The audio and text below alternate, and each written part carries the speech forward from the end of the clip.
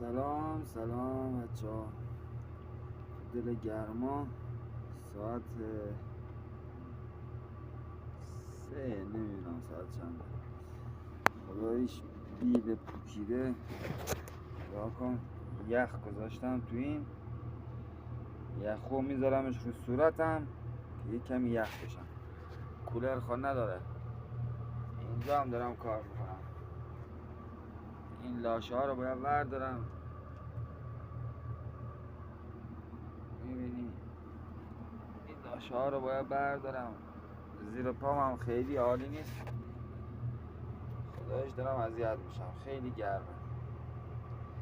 شانس منه هر جا بخوام برم سر کار یا بیل داغونی گیرم میاد یا صاحب دستگاه پول نداره یا اگه پول داشته باشه بیلش به در نمیخوره یا بیلش به در میخوره پول نداره. ریدم توی تو شانس. خیلی چقدر ما راننده ها بدبختیم خدا، چقدر بدبختیم. خبری نیست، اینا هم میگذره انشالله با امید روزی که خودم بتونم یه دستگاهی بخرم. دوستون دارم عزیزم.